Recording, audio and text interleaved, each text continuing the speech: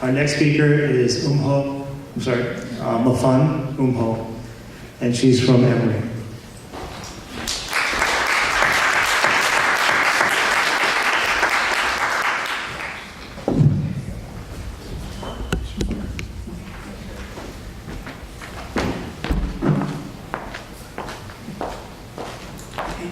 Good morning, my name is Mfon, and I am a second-year graduate student in the neuroscience program at Emory University in Dr. Jonathan Glass's lab. And today I will be speaking to you about the clinical and neuropathological features of the C9. Can you guys see the whole title? No, I'm sorry about that. But the clinical and neuropathological features of the C9orf72 expansion mutation in amyotrophic lateral sclerosis. So before I get started, how many people did the ice bucket challenge this summer, as a show of hands? All right, thank you. You're funding my work. ALS is a rapidly progressive neurodegenerative disease. It's the third most common neurodegenerative disease after Alzheimer's and Parkinson's. In this disease, you basically get degeneration of the upper motor neurons and the lower motor neurons in the brain and the spinal cord. Patients typically develop symptoms of this disease in their 40s and 50s. And the degeneration of those cells, which I pictured in my cover slide, leads to weakness, muscle atrophy, paralysis, and ultimately death in these patients. The worldwide prevalence of ALS is 4 cases per 100,000, so it's not a very common disease, but it's a really awful progressive disease because patients die so quickly after onset. Although the cause of ALS isn't known, there have been several recent information about the genetic history of ALS, and it's known that in 90% of patients there's no family history of ALS, so we call those patients sporadic, and in 10% it's hereditary, so we call those familial.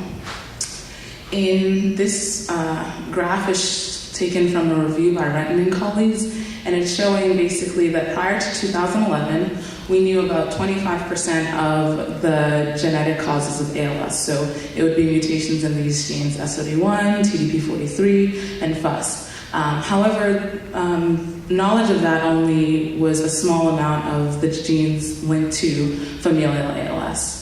In 2011, 2 independent groups identified mutations in the C9orf72 gene, which is on chromosome 9 in the open reading frame 72, so that's why it has that name, as a major cause of familial ALS. Additionally, they found that there were mutations in this gene also in some patients with sporadic ALS. So this was really exciting because it was shown that this mutation is the most common mutation known so far in ALS patients. We see it in about 50% of patients with familial ALS and in around 7 to 8% of patients with sporadic ALS. So we were really interested in exploring patients with this disease. We had several big questions that we wanted to answer. We wanted to find out if these patients had a different clinical progression than other ALS patients without the disease. Additionally, we wanted to know if the neuropathology in these patients was different than other ALS patients, and if so, what that could tell us about the mechanism underlying this disease. So we went about, prior to that, so the basic purpose of the study was to characterize these patients and to compare them with other ALS patients that didn't have this mutation to basically see if they represented a unique group. So to do this, we had a twofold methodology. We screened cases within our clinical and autopsy database by extracting DNA either from the blood or brain of these patients and running a repeat prime PCR protocol, which is published by DeJesus and colleagues. And this figure is showing you sort of a workflow of that.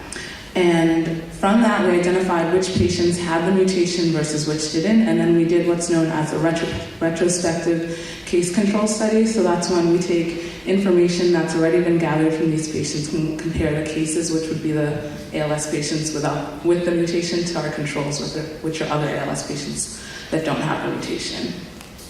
So it's really easy to identify which patients have the mutation after running that PCR because you run it through a genetic analyzer and you get this graph, which is known as an electropherogram. And so what this graph is showing you is fluorescence intensity versus product size. And in the PCR that you run, which I won't belabor you guys with the details, you are incorporating a fluorescently labeled primer. So when you run it through the genetic analyzer, you can see that patients with the expansion mutation have this pattern, which is called a stutter peak pattern, which is just blown up here, whereas a patient without the mutation does not have that. So it's really easy to identify which patients have it and which don't. We went through our clinical database, so we have an extensive amount of history on these patients. We know things like site of onset, so some patients with ALS will develop weakness in their arms or their leg, or they'll have speech and swallowing difficulties, so we had information on that. We knew exactly what age the patients developed symptoms. We knew things like the ALS-FRS, which is a functional rating scale that clinicians use to assess the progression of these patients. So we had a lot of information to compare the two groups. The other methods that we use to analyze these patients, I told you that we wanted to understand the neuropathology in these patients. So we use post-mortem samples, which are just people's brains after they pass, in patients with the mutation and without. And these cases that we analyzed were selected based on criteria by the Neuropath Core. So ALS has a very distinct neuropathology. As I said earlier, the upper and lower motor neurons in these patients degenerate, and so you see a lot of neuronal loss in different areas of the brain, and you also see what's known as TDP43 inclusion. So it's basically like a clump of this protein, TDP43, which is an RNA DNA binding protein. So we wanted to see whether the neuropathology in these patients was different than what has already been described in other ALS patients. So we used several different antibodies to look at these patients, and this was all evaluated not knowing whether the patients had the mutation or not, so completely blinded. So let me go through some of the results. So in our clinical results, we found that patients with this mutation had a more rapid progression of the disease, a shorter survival time than other ALS patients, and this outcome was interesting because it's also supported by other groups that have analyzed their ALS patients. So here I'm showing you a Kaplan-Meier survival curve analysis. So basically this is a statistical test where you're determining if there are differences in the survival distribution in these two groups. So in the green we have patients with the mutation, and in the blue we have patients without the mutation. And as you can assess by our p-value, these groups, it was statistically significant that the survival is different in these groups. And so the C9 positive patients do show reduced survival. Moving on to some of our neuropathological results, we found that in brains from these patients, they had some of the TDP43 inclusions as I described earlier. However, interestingly, they had these inclusions that were did not stand for phospho-TDP, but were positive for P62.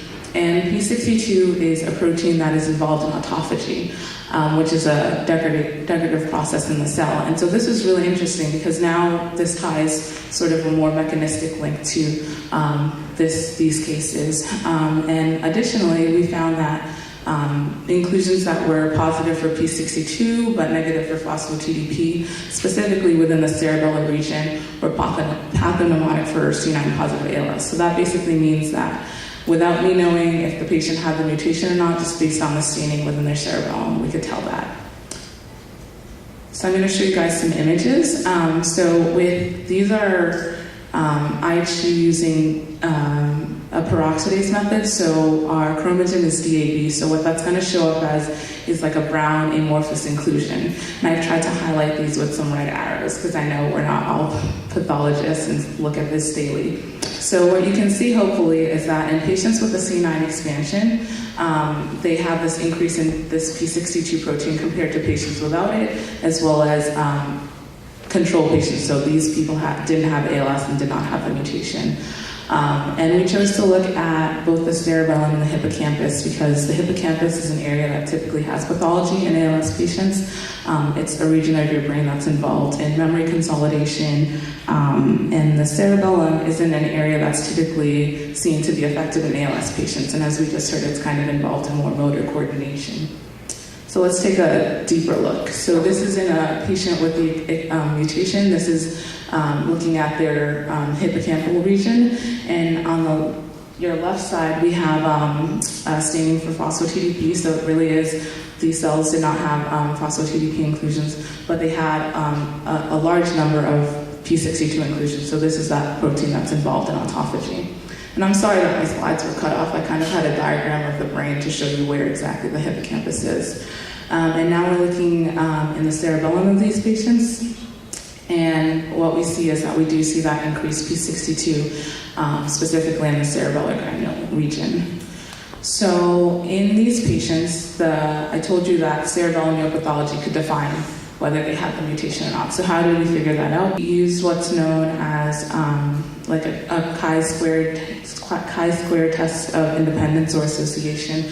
And we basically asked the question of whether cerebellar p62 staining is dependent on the patient having this mutation. So our null hypothesis in this case is that you basically have no difference. You have the same population of p62 staining in both your positive and negative cases, and obviously the alternative is that you do have differences. And so these cases were graded based on a semi-quantitative scale, as listed here. So I'll show you kind of what that looks like.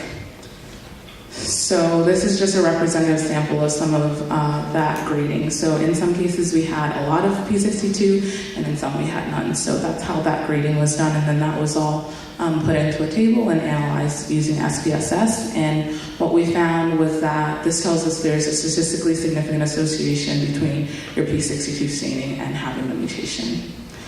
So in conclusion, I wanted to remind you of the purpose of this study. We basically wanted to characterize the clinical and pathological profile of these patients. And although I haven't gone into depth of each of those, we were able to characterize sort of the date of onset, the percentage of cases with specific site of onset, the amount of cases with family history associated with them, the amount of cases associated with dementia. Additionally, we were able to compare this group of ALS patients to other ALS patients without the mutation.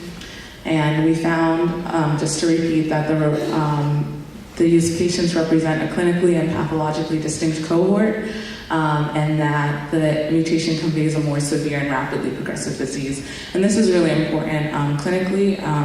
If these patients are progressing even faster than ALS, which is already a rapidly progressive disease, this may have prognostic implications. And so with that, some of the future studies that I'm currently focusing on is trying to understand the mechanisms underlying these differences in these cases. I told you about autophagy being one of those, and that's kind of something that I'm looking at further in motor neurons that are actually derived from cells from these patients, so that's really cool, and we can talk about that offline if you guys are interested in that. And with that, I'd like to acknowledge my lab members, which are imaged in this picture, my mentor, Dr. Glass, the postdoc in my lab, Tizita, and some of our lab techs, and also the families that contributed to either blood or brain samples in this, and I will take any questions or comments.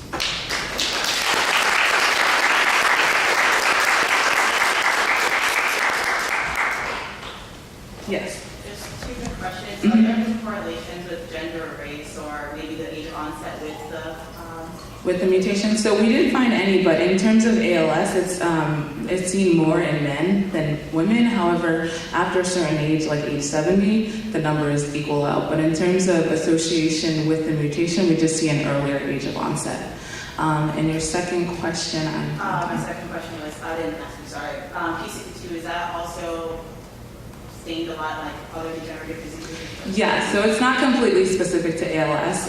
In other neurodegenerative diseases, you see an increase in p62, and there's actually several papers in the literature trying to understand its role in neurodegeneration. In Parkinson's disease is where there's the most literature in that.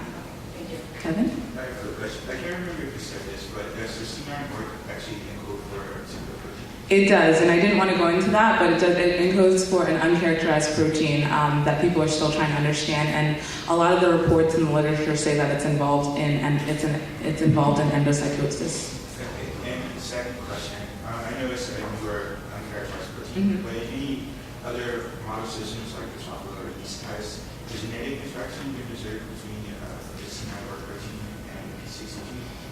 So like see by not having it, you also see like the increase that you see in patients.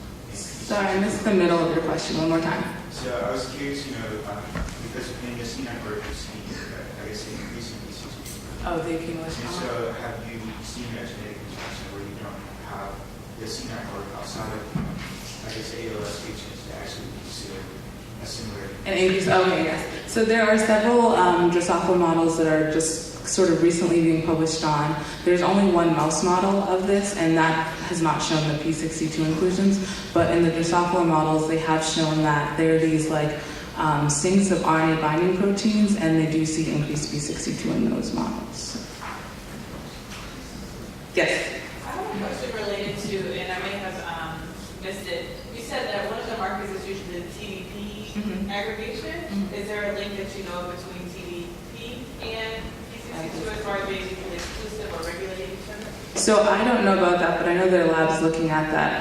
TDP43 is a protein that's involved in several things because it's an RNA DNA binding protein.